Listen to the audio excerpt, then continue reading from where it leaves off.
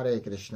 সকলকে আবারও কৃষ্ণ প্রীতি শুভেচ্ছা জানিয়ে আমাদের ধারাবাহিক শ্রীমদ্ ভাগবত গীতার ক্লাসে আপনাদেরকে স্বাগতম জানাচ্ছি। আজ আমরা শ্রীমদ্ ভাগবত গীতার অন্তর্গত অষ্টম অধ্যায়ের 2 নম্বর শ্লোক নিয়ে আলোচনা করব। শ্লোকটি অত্যন্ত গুরুত্বপূর্ণ। এখানে অর্জুন কিছু প্রশ্ন করেছেন, যে প্রশ্নের উত্তরগুলির মাধ্যমে আমাদের জীবন পরিবর্তন হয়ে যাবে।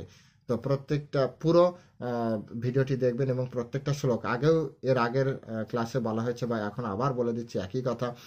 এখন থেকে অতি ইম্পর্টেন্ট বিষয় নিয়ে আলোচনা হবে এবং আমি বলি যে এই অষ্টম অধ্যায়টা অত্যন্ত গুরুত্বপূর্ণ, খুব জটিল একটি ক্লাস। তো আপনারা সকলে অত্যন্ত মনোযোগ দিয়ে এই ক্লাসগুলো শ্রবণ করবেন। তো চলুন শুরু করি। শুরুতে একটা ছোট অনুরোধ, যারা চ্যানেলের প্রথমে এসেছেন অবশ্যই চ্যানেলটি সাবস্ক্রাইব করবেন, কারণ এই গুরুত্বপূর্ণ বিষয় সরল ভাষায় সুন্দর সুন্দর উদাহরণের মাধ্যমে জানার জন্য প্রত্যেকটা ক্লাস জানা দরকার। সেজন্য চ্যানেলটি অবশ্যই সাবস্ক্রাইব করে রাখবেন। ভিডিওটি ভালো লাগলে একটা লাইক করবেন এবং আপনার বন্ধু বান্ধব আত্মীয় স্বজনের কাছে সকলের কাছে ভিডিওগুলি প্রচারে সহযোগিতা করবেন। সনাতন ধর্ম প্রচারের জন্য এটুকুই শুধু আপনাদের কাছে অনুরোধ। তো চলুন শুরু করি। নমো ওম বিষ্ণুপাদায় কৃষ্ণ পৃষ্ঠায় ভূতলে শ্রীমতে ভক্তি বেদান্ত স্বামিনীতি নামিনে।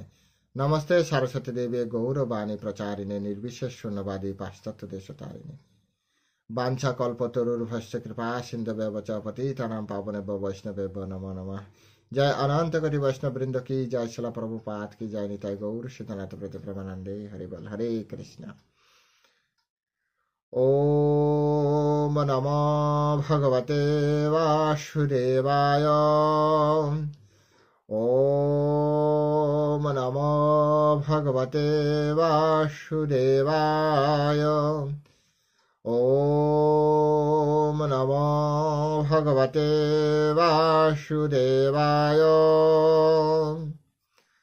শ্রীমদ্ ভাগবত গীতা অষ্টম অধ্যায় অক্ষর ব্রহ্মযোগ, শ্লোক নম্বর 2।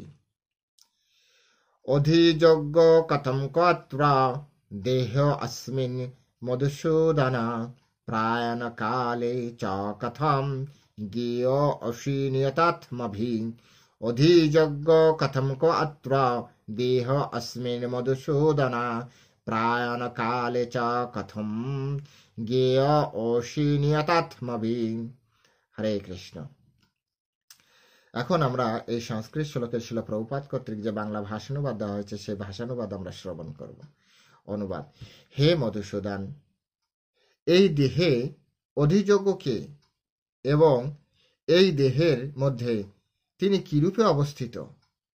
মৃত্যুকালে জিতেন্দ্রীয় ব্যক্তিরা কিভাবে তোমাকে জানতে পারেন? আমি আরেকবার পড়ছি। হে মধুসূদন, এই দেহে অধিযোগ্য কে এবং এই দেহের মধ্যে তিনি কিরূপে অবস্থিত? মৃত্যুকালে জিতেন্দ্রীয় ব্যক্তিরা কিভাবে তোমাকে জানতে পারেন? হরে কৃষ্ণ। জয় শিল প্রভুপাদ কি জয়। তো এখন আমরা প্রভুপাদ কর্তৃক এই সংস্কৃত শ্লোকের উপরে যে তাৎপর্য দেওয়া হয়েছে সেই তাৎপর্যের সাথে সাথে আমরা দেখব বিশ্বনাথ চক্রবর্তী ঠাকুর এবং শিল বলদেব বিদ্যাভূষণ তিনি এই শ্লোকের উপরে কি তাৎপর্য প্রদান করেছেন। এই 3 তাৎপর্যের একটা যে সার সংক্ষেপ আমরা এখানে আলোচনা করার চেষ্টা করব, হৃদয়ঙ্গমের চেষ্টা করব, কিভাবে এর মাধ্যমে আমাদের বাস্তবিক প্রয়োগ আছে, আমাদের জীবনে কি শিক্ষা আছে সেই বিষয়ে আমরা এখানে আলোচনা করার চেষ্টা করব। তো প্রথমে আমরা দেখি এখানে আগের শ্লোক অর্থাৎ অষ্টম অধ্যায়ের 1 নম্বর শ্লোকের মতোই এই 2 নম্বর শ্লোকে অর্জুন প্রশ্ন করছেন। কার কাছে? পরমেশ্বর ভগবান শ্রীকৃষ্ণের কাছে। এই শ্লোকের আগের শ্লোকে অর্থাৎ 1 নম্বর শ্লোকে অর্জুন পরমেশ্বর ভগবানকে কি বলে উপস্থাপন করেছিলেন? পুরুষোত্তম। এই শ্লোকে আবার তিনি আরেকটি নাম উচ্চারণ করেছেন। কেন উচ্চারণ করেছেন, কি নাম সেটি আমরা দেখব। এখানে বলছেন দেহ অস্মিনে মধুসূদন, মধুসূদন নামে তাকে উপস্থাপন করেছেন। পরমেশ্বর ভগবানের এক নাম মধুসূদন। মধুসূদনের পিছনে, এই নামের পিছনে আছে বিশাল বড় একটি ইতিহাস। ছোট্ট করে আমরা জেনে নেব সেই ইতিহাসটি হচ্ছে মধু নামক দৈত্যকে, অসুরকে পরমেশ্বর ভগবান বধ করেছিলেন। আর তারপর থেকে তার আরেক নাম হলেন, অনেক নামের ভিতরে একটি নাম যোগ হলেন মধুসূদন। অর্থাৎ মধু নামক অসুরকে বধ করার জন্য তার নাম পড়ল মধুসূদন। কেন এই মধুসূদন নামটি তিনি এখানে অর্জুন বললেন? মধুসূদন নামটি কারণ তিনি অসুর। কারণ তিনি অসুর মধুকে হত্যা করেছেন। এখন কথা হচ্ছে কেন এখানে এটি বলা হলো। ভগবদ গীতায় এর আগে যারা রেগুলার শুনে এসছেন তাদের কাছে জানা আছে, তারা সেখানে পরমেশ্বর ভগবান কি বললেন। পরমেশ্বর ভগবান শ্রীকৃষ্ণ তিনি বললেন সংশয়াত্মা বিনশ্বতি, অর্থাৎ যার ভিতরে সন্দেহ আছে তার বিনাশ নিশ্চিত। আর অর্জুন একের পর এক প্রশ্ন করছেন। অর্জুন ছিলেন পরমেশ্বর ভগবান শ্রীকৃষ্ণের অতি প্রিয় ভক্ত, সম্পূর্ণ কৃষ্ণ ভাবনাময় ভক্ত। যদি না হতেন তাহলে এর আগের শ্লোকে পুরুষোত্তম রূপে ওনাকে বলতেন না। এর আগে অনেকবার ঋষিকেশ বলা হয়েছে, অচ্যুত বলা হয়েছে বিভিন্নভাবে, অর্থাৎ পরমেশ্বর ভগবানকে পরমেশ্বরত্ব তার প্রকাশক যে নাম, সেই নামগুলো অর্জুন কিন্তু ব্যবহার করেছেন। এখানেও তাই তিনি করেছেন। তো অর্জুন তো জানে যে পরমেশ্বর ভগবান শ্রীকৃষ্ণ, তারপরে এই প্রশ্ন করার কি দরকার। তিনি বলছেন যুদ্ধ করো, যুদ্ধ শুরু করে দিলে হয়। অর্জুন ভগবত ভক্ত হওয়ার কারণে অর্জুনের এই যে প্রশ্নগুলো আসলো, এটি একটি আসরিক প্রবণতা, যে আসরিক প্রবণতাকে কৃষ্ণ যাতে নিজ হাতে বধ করেন। প্রশ্নই করা উচিত না, প্রশ্নই করা উচিত না। পরমেশ্বর ভগবানের সামনে থেকে পরমেশ্বর ভগবান যা যা বিষয় বলছে তাই তাই সব ভগবানের জন্য করা উচিত।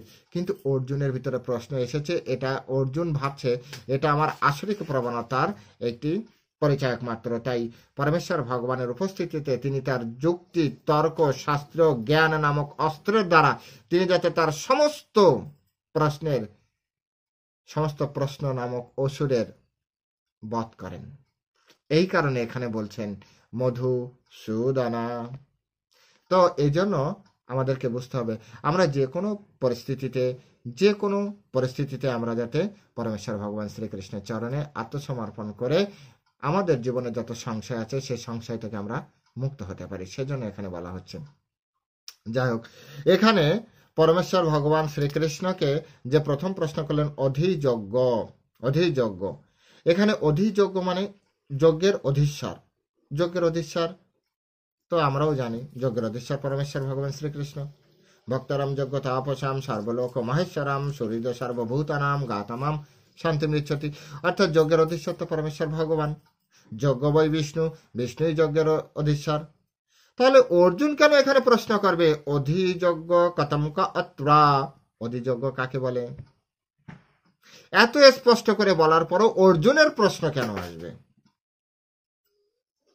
গুরুত্বপূর্ণ বিষয় কিনা? আপনি জানেন, এর আগে যারা অন্তত গীতা পড়েছেন, জেনেছেন, যারা ক্লাস শুনছেন, যজ্ঞ বৈ বিষ্ণু বলা হয়েছে। তারপরে সমস্ত যজ্ঞ তপস্যার ভক্তরূপে আমাকে জানবে, কৃষ্ণ নিজে বলছেন, অনেকবার বলেছেন। তাহলে অর্জুন কেন প্রশ্ন করবে অধিযজ্ঞকে? সেই বিষয় সেই রকম গুরুত্বপূর্ণ। অর্জুন যখন প্রশ্ন করেছে মানে এর ভিতরে আরো গভীর বিষয় আছে, এটি হচ্ছে গুরুত্বপূর্ণ বিষয়। সেই গভীর বিষয়গুলো আলোচনা হবে, পরমেশ্বর ভগবান শ্রীকৃষ্ণ নিজে ক্লিয়ার করবেন। এখানে জাস্ট ছিল প্রভুপাদ যে জিনিসটা বোঝাচ্ছেন যে অধিযজ্ঞ সাধারণত যজ্ঞের অধীশ্বর, এখানে দুইজনকেই বোঝানো হয়। কে কে সেই দুইজন? এক হচ্ছে সমস্ত দেবতা, সমস্ত মনুষ্যলোক সকলের অধীশ্বর হচ্ছে পরমেশ্বর ভগবান শ্রীকৃষ্ণ। তাই মানে সব থেকে উঁচুতে যিনি আছেন, সব থেকে প্রধান যে অধীশ্বর, হ্যাঁ, সবার উপরে যে অধীশ্বর আছেন তিনি হচ্ছেন পরমেশ্বর ভগবান শ্রীকৃষ্ণ। কিন্তু আরেকজনও আছে, তিনি হচ্ছেন এই যে দেবতাদের মাধ্যমে যে যজ্ঞগুলি করা হয়, সেই দেবতাদের তো একজন অধীশ্বর আছে, তিনি হচ্ছেন ইন্দ্রকেও যোগের অধীশ্বর বলা হয়। কারণ অ্যাকচুয়ালি তিনি এই যজ্ঞ যখন করা হয় তখন ইন্দ্র এসে এই মেসেজটা নিয়ে কৃষ্ণের কাছে পৌঁছে দেয় বা বিষ্ণুর কাছে পৌঁছে দেয়। হ্যাঁ, ওখানে সবকিছু ঠিকঠাকভাবে চলছে, ওরা খুব সুন্দরভাবে আপনার চরণে আত্মসমর্পণ করে আছে, কোনো টেনশন নেই। তো ওখানে আমরা জল বা আমাদের ফসল টসল আমরা সবকিছু পরিপূর্ণ করে দিতে পারি। তো দুই ব্যক্তি যজ্ঞের অধীশ্বর রূপে বিবেচিত হয়। কিন্তু অর্জুন এখানে প্রশ্ন করেছে এই দুজনের ভিতরে কে শ্রেষ্ঠ। কথা হবে সেই সব বিষয় নিয়ে পরবর্তী শ্লোক থেকে। এখন আপাতত এই প্রশ্নগুলো নিয়েই শুধুমাত্র আমরা জানবো। এরপরে অর্জুন যে জিনিসটা জানতে চেয়েছে, অর্জুন যে জিনিসটা জানতে চেয়েছে সেটা হচ্ছে, এটা গেল অধিযজ্ঞ। হ্যাঁ, প্রয়াণ কালে চ কথম জ্ঞেয় আসি। হ্যাঁ, নিয়ত আত্মাভি হচ্ছে আর একটা, যারা আত্মসংযমশীল, আত্মসংযমের দ্বারা নিয়ত আত্মাভি মানে হচ্ছে আত্মসংযমশীল ব্যক্তি বা আত্মসংযমের দ্বারা যারা জীবন পরিচালনা করছে। প্রয়াণকালে চ কথা, প্রয়াণকালে চ কথম, অর্থাৎ জ্ঞেয় জানতে পারবে। মৃত্যুকালে জিতেন্দ্রীয় ব্যক্তিরা কিভাবে তোমাকে জানতে পারবে? কিভাবে জানতে পারবে? মৃত্যুকালে, মৃত্যুকালে ঘটনা কি ঘটে জানেন? মৃত্যুকালে আমাদের বিভিন্ন ধরনের সমস্যা তৈরি হয়। আমাদের সাধারণত এলোপ্যাথিতে আমি বলতে পারছি না, আয়ুর্বেদে যেটাকে বলা হয় বাত পিত্ত কফ দোষ, এই 3 দোষের প্রচণ্ড প্রকোপ থাকে আমাদের মৃত্যুর সময়, বৃদ্ধকালে। তো এই 3 দোষের, বাত পিত্ত কফ দোষের কারণে আমাদের শ্রীমদ্ ভাগবতমে এইভাবে লেখা আছে, আমি হয়তো সেন্সলেস হয়ে যেতে পারি, আমার হয়তো সেই ধরনের চেতনা না থাকতে পারে, অথবা শরীরে কোনো ধরনের এক্সট্রিম পেইন যেটাকে বলা হয়, খুব খুব কষ্টদায়ক কোনো কিছু ঘটছে, তার সেই সময় আমি কষ্টের জন্য যদি কৃষ্ণকে ভুলে যাই, এমন কোনো শোকাচ্ছন্ন অবস্থায় আমার মৃত্যু হলো যাতে আমি কৃষ্ণকে ভুলে যাই, এই যে অনেকগুলো বিষয় আছে, এই বিষয়ে, হ্যাঁ, যদি এরকম ঘটে তাহলে আমি কৃষ্ণকে কিভাবে জানতে পারবো? হ্যাঁ, তো সেই জন্য কৃষ্ণকে কিভাবে মৃত্যুর সময় জানা যায়, ঠিক কোন পর্যায়ে কৃষ্ণকে আমরা ভগবানকে জানতে পারি, যে প্রয়াণ কালে, প্রয়াণ কালে চ কথম জ্ঞেয়, মৃত্যুর সময় কিভাবে জানতে পারবো? মৃত্যুর সময় জানাটা কিন্তু গুরুত্বপূর্ণ, জানাটা গুরুত্বপূর্ণ। এর পরে পরে বলবে, আমি জাস্ট আগে একবার বলে দিচ্ছি কেন গুরুত্বপূর্ণ। ভগবদ গীতায় ভগবান কৃষ্ণ বলছেন, অন্তকালে চ মামেব স্মরণোন্মুক্ত কলেবরম যা প্রয়াতি সমদ্ভাবম ইয়াতি নাস্তি অত্র সংশয়, অর্থাৎ অন্তিমকালে মৃত্যুর সময় যিনি আমাকে স্মরণ করে মৃত্যুবরণ করবেন, মৃত্যুর পরে তিনি আমাকেই প্রাপ্তি করবেন। তাহলে কৃষ্ণকে যদি আমরা প্রাপ্তি করতে চাই, তাহলে কৃষ্ণকে আমাদের মনে রাখতেই হবে মৃত্যুর সময়, অ্যাট এনি কস্ট। শিল প্রভুপাদ কি বলেন জানেন? শিল প্রভুপাদ তো অনেক জায়গায় অনেক গ্রন্থ তিনি বলে গিয়েছেন, সাধন করো, ভজন করো, মরতে জানলে হয়, মরাটা শিখতে হবে। আমাদের জন্ম হয়েছে, কিছু করেন বা না করেন তাতে কিচ্ছু যায় আসে না, মরার জন্য আমাদের জন্ম হয়েছে। এত বড় বড় গাড়ি বাড়ি যা কিছু করেন, ব্যাংক ব্যালেন্স যা কিছু করেন, কিচ্ছু থাকবে না।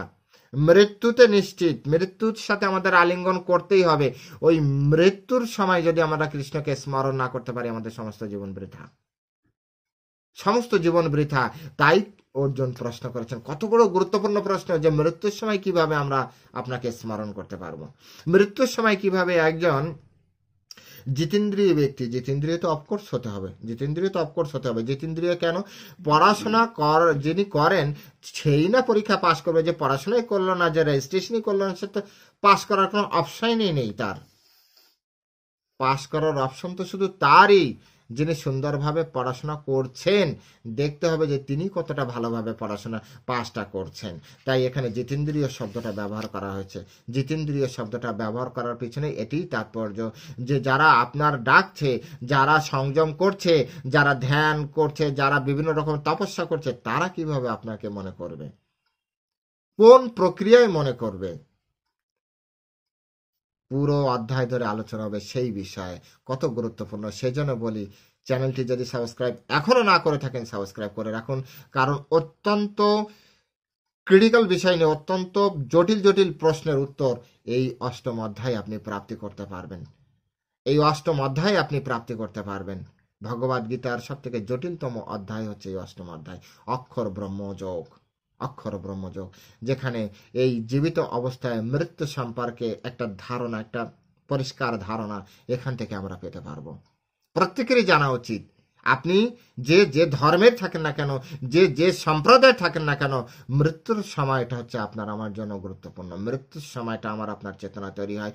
পরীক্ষাটা হচ্ছে গুরুত্বপূর্ণ জীবনে। আমরা যেমন ক্লাস এক ক্লাস থেকে আরেক ক্লাসে পার করি, পাস করে যাই, পরীক্ষাটা ফাইনাল পরীক্ষা। আপনি সারা জীবন ধরে কত ভালো পড়াশোনা করেছেন, কত ক্লাস টেস্টে আপনি ভালো করেছেন, এর থেকে অধিক গুরুত্বপূর্ণ ফাইনাল পরীক্ষা আপনি কতটা সুন্দরভাবে লিখতে পেরেছেন। ফাইনাল পরীক্ষায় যদি আপনার কোনোভাবে রেজাল্ট খারাপ হয়ে যায়, আপনি সারা বছর ধরে পরীক্ষায় সারা বছর ধরে ক্লাস টেস্টে পাস করেছেন, সারা বছর ধরে আপনি আপনার টিচারের কাছে পরীক্ষায়, যে উইকলি যে পরীক্ষায়, সেই পরীক্ষায় পাস করেছেন, কিছু যায় আসে না, কিচ্ছু যায় আসে না। কোনো টিচার আপনার হয়ে যায় বলবে না, এই ছাত্র তো আমার ছাত্র, আমি চিনি জানি, পাস করিয়ে দেন, ভালো স্টুডেন্ট, কোনো কথা কাজ হবে না। রেজাল্ট কি হচ্ছে? মৃত্যু এতটা গুরুত্বপূর্ণ একটি জায়গা। ওই ফাইনাল পরীক্ষা যেমন গুরুত্বপূর্ণ, আমাদের জীবনে মৃত্যু অতটাই গুরুত্বপূর্ণ, ওর থেকে অধিক গুরুত্বপূর্ণ। কারণ এই জীবনে আমরা যতটা জানছি আর যতটা আমাদের তপস্যা, তার সমস্ত প্রয়োগ ওই মৃত্যুর সময়। তাই চেষ্টা করুন পুরো অধ্যায় ভালো করে পড়ার। শ্রবণের পরে পড়লে আরো বেশি বুঝতে পারবেন। এখানে ছিল প্রভুপাদ সম্রাট কুলশেখরের উদাহরণ দিয়েছেন। পরম ভাগবত আমাদের সকলেরই আদর্শ ব্যক্তি। তিনি বললেন পরমেশ্বর ভগবানকে, এইভাবে বললেন, হে ভগবান, এখন আমার চেতনা পরিষ্কার আছে, আমি এখন সুস্থ আছি, আমার মন এখন আপনার চরণে লেগে আছে, আপনি আমার প্রতি কৃপা করুন, এখন আমার মৃত্যু আসুক। কেমন কথা, এ কেমন আবেদন, কেমন চাওয়া! আমার চেতনা ঠিক আছে, আমি সুস্থ আছি, আমার মন এখন আপনার চরণে লেগে আছে, আমার জিহ্বা দিয়ে আপনার গুণগান কীর্তন করছি, আমার এখন যেন মৃত্যু হয়।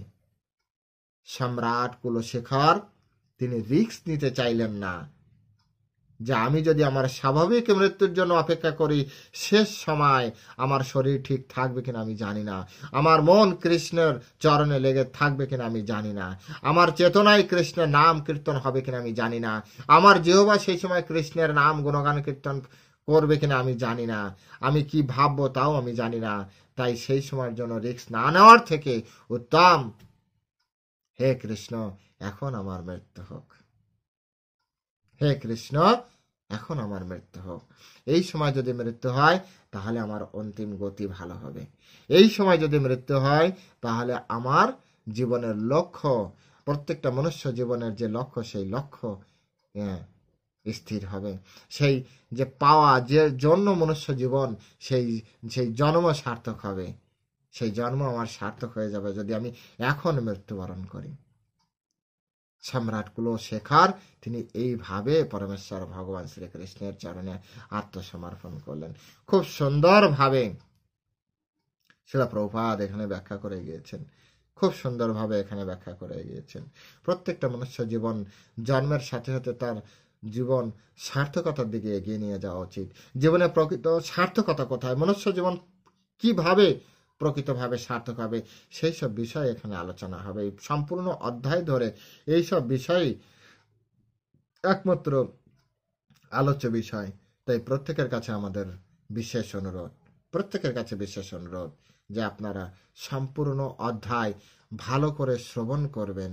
এই অধ্যায়ের মাধ্যমে লুকিয়ে আছে আমাদের পারমার্থিক যাত্রার সবথেকে গুরুত্বপূর্ণ বিষয়, কিভাবে আমি কৃষ্ণকে প্রাপ্তি করতে পারি।